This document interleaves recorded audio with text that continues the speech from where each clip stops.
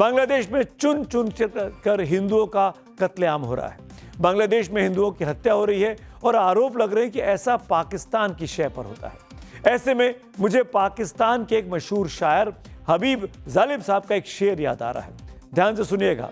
दीप जिस महल्लत, जी हाँ, दीप जिस महल्लात ही में जले, चंद लोगों की खुशियों को लेकर चले। ऐसे दस्तूर को, सुबह बेनूर को मैं नहीं मानता, मैं नहीं जानता। कट्टरपंथियों ने 20 दिन में 7 हिंदुओं की बांग्लादेश में जान ले ली है। बांग्लादेश में हिंदुओं का खून बह रहा है और बांग्लादेश में अंतरिम सरकार के मुखिया मोहम्मद यूनुस चुप्पी साध कर बैठे हैं, जैसे जमाने से यही जाहिर करना चाहते हो, मैं नहीं मानता, मैं नहीं जानता। लेकिन बांग्लादेश की यूनुस सरकार को यह मानना होगा कि उनके बांग्लादेश में अल्पसंख्यकों को चुन चुन कर मारा जा रहा है।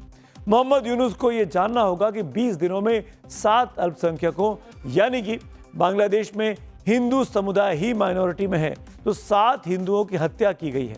और यह सिर्फ आंकड़ा नहीं है, यह टारगेट किलिंग है। यह एक समुदाय का कत्लेआम है, चुन चुन कर मारे जाना है।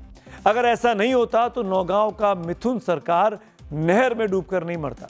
अगर मिथुन सरकार को यूनुस गवर्नमेंट बांग्लादेश के सिस्टम पर भरोसा होता तो मिथुन सबसे पहले अपने ऊपर लगे आरोपों पर सफाई देता, कोर्ट की शरण में जाता।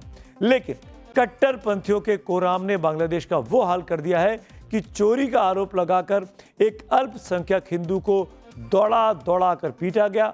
25 साल का ये हिंदू युवक जिसका नाम मिथुन सरकार है, जिस पर चोरी का आरोप लगा था, ना कोई सबूत दिखाए गए, ना कोई सुनवाई हुई, सिर्फ भीड़ उसके पीछे दौड़ पड़ी।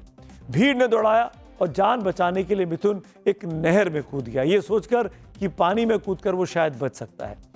लेकिन मैं ये कह रहा हूं कि मिथुन नहर में नहीं, कट्टरपंथियों ने नफरत के नहर में डुबोकर मिथुन को मार डाला। मिथुन सरकार की मौत हादसा नहीं है, यह हत्या है। यह सिर्फ हिंदुओं की हत्या नहीं, बांग्लादेश में सिस्टम की हत्या है।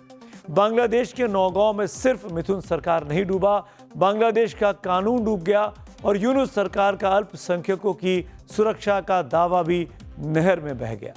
मेरा यूनुस सरकार से सीधा सवाल है कि क्या यूनुस सरकार सिर्फ बांग्लादेशी हिंदुओं की लाशें गिनने के लिए है? अगर मोहम्मद यूनुस यही चाहते हैं तो चलिए मैं उनको गिना भी देता हूं कि आखिरकार 20 दिनों में हुआ क्या है। 18 दिसंबर 2025 दीपू चंद्रदास, 24 दिसंबर 2025 अमृत मंडल, 29 दिसंबर 2025 ब्रजेंद्र विश्वास, 31 दिसंबर 2025 खोकेन चंद्र, 5 जनवरी 2026 राणा प्रताप, 5 जनवरी 2026 शरद चक्रवर्ती और 7 जनवरी 2026 मिथुन सरकार की हत्या।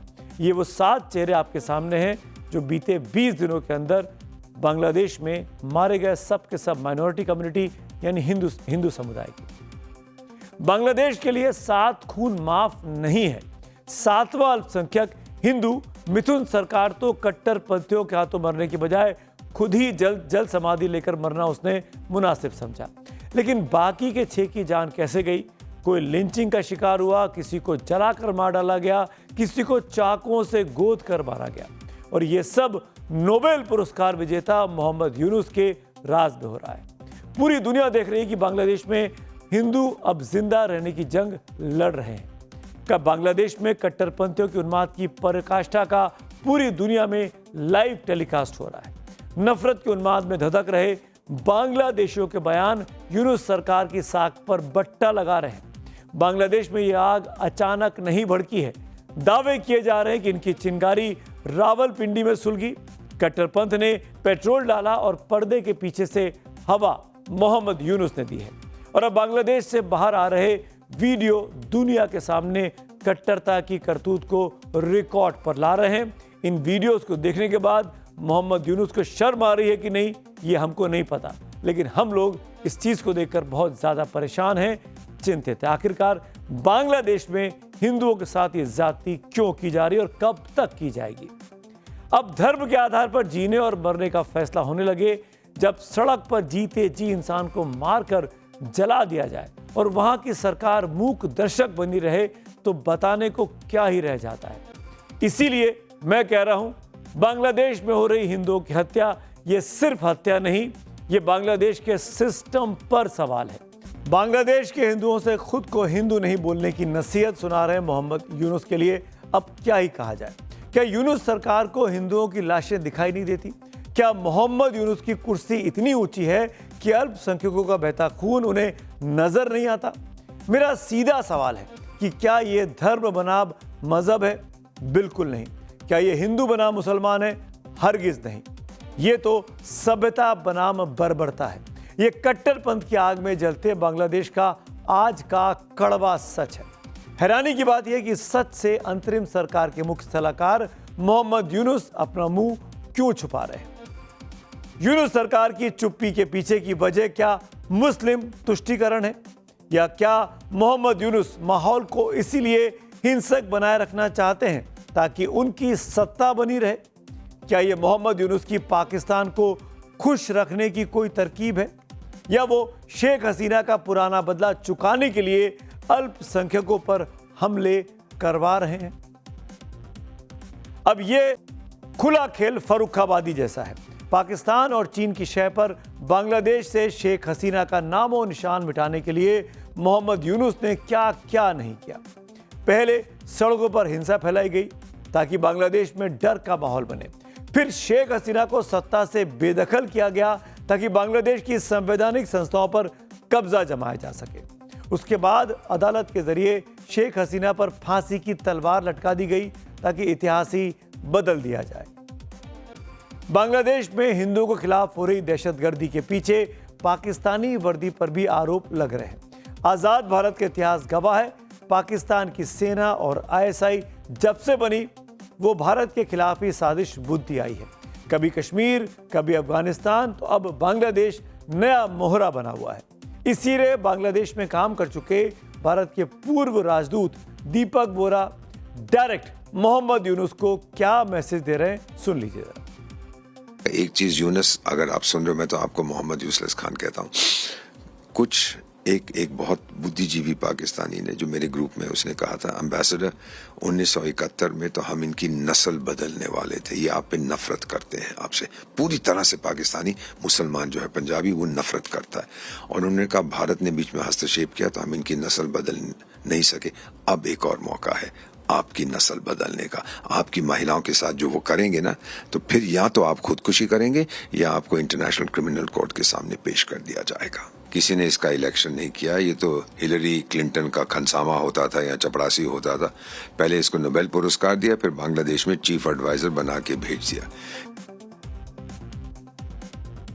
बांग्लादेश में हिंदुओं का खून सिर्फ हिंदुओं या अल्पसंख्यकों का मुद्दा नहीं है, ये मानवता की भी परीक्षा है। और इस परीक्षा में यूनुस सरकार पूरी तरीके से फेल नजर आ रही है। मोहम्मद यूनुस नोबेल पुरस्कार विजेता है, लेकिन अब उनके नोबेल मेडल पर भी बांग्लादेशी अल्पसंख्यकों के खून के छींटे साफ साफ दिखाई देते हैं। और किसी भी देश की मुखिया के लिए ऐसे दाग कतई अच्छे नहीं होते। अब आइए आगे बढ़ते हैं आज की अगली खबर की ओर। लेकिन अगली खबर पे जाए उसके पहले बता दूं कि 7:28 के बाद हम आपके सामने एक बड़ी खबर लेकर आएंगे। दिल्ली के तुर्कमान गेट को लेकर जो विवाद चल रहा है, वहां से जमीनी रिपोर्ट हमारे रिपोर्टर्स ने फाइल किए अतिक्रमण को दिखाते हुए। लेकिन पहले बीएमसी की बात कर लेते हैं। महाराष्ट्र में मुख्यमंत्री बीजेपी के देवेंद्र फडणवीस हैं, किसी से छुपा नहीं है। अब सवाल है कि क्या सबसे बड़ी महानगर पालिका यानी बीएमसी में बीजेपी का मेयर बनेगा? महाराष्ट्र में भले ही 29 महानगर पालिका के चुनाव हो रहे हैं, लेकिन सबकी नजरें बीएमसी यानी बृहन मुंबई कॉरपोरेशन पर लगी हुई हैं। हर कोई देश की सबसे अमीर नगर पालिका पर राज करना चाहता है। एक तरफ बीजेपी है तो दूसरी तरफ ठाकरे ब्रदर्स हैं, जो कि अब एक हो गए हैं। कांग्रेस तो इस सीन में सबसे पीछे नजर आती है, क्योंकि कांग्रेस अकेले दम पर चुनाव लड़ने की कोशिश कर रही है। अकेले मतलब जो उनके पुराने साथी थे सब दूर जा चुके हैं। एक नई पार्टी, एक नया गठबंधन बनाया है उन्होंने प्रकाश आंबेडकर के साथ। लेकिन इस चतुर्कोणीय लड़ाई में सबसे कमजोर कड़ी अगर किसी की फिलहाल दिखाई देती है वो कांग्रेस की ही है। सत्ताधारी महायुति गठबंधन में बीजेपी, शिवसेना, शिंदे गुट है। महायुति का हिस्सा होने के बावजूद मुंबई में अजीत पवार की एनसीपी अलग चुनाव लड़ रही है। शिवसेना उद्धव बाला साहब ठाकरे और महाराष्ट्र नवनिर्माण सेना एक साथ मैदान में है, यानी राज ठाकरे और उद्धव ठाकरे गठबंधन में चुनाव लड़ रहे हैं। 20 साल बाद उद्धव और राज ने हाथ मिलाया है इस बीएमसी चुनाव के लिए। लोकसभा के लिए नहीं मिलाया, विधानसभा के लिए नहीं मिलाया, लेकिन बीएमसी के लिए मिला लिया। आप समझ रहे हैं क्यों? आगे तफसील से मैं बताता हूं। लेकिन महाराष्ट्र में दोबारा सरकार बनाने के बाद बीजेपी का हौसला बुलंद है। ऐसे में सवाल यह है कि क्या बीएमसी में भी बीजेपी का कमल खिलने वाला है? मुख्यमंत्री देवेंद्र फडणवीस ने बीएमसी चुनाव में भी घुसपैठ का सियासी तड़का लगा दिया है। चुनाव प्रचार के दौरान फडणवीस ने दावा किया कि बीएमसी में महायुति का ही मेयर बनेगा। बीजेपी जीत की सबसे लंबी छलांग लगाएगी और इतना ही नहीं, मेयर हिंदू ही होगा, मराठी ही होगा, हिंदू मराठी होगा और बीजेपी से होगा। मुंबईचा महापौर महायुतीचाच होणार, मुंबईचा महापौर हिंदूच होणार आणि मुंबईचा महापौर मराठीच होणार।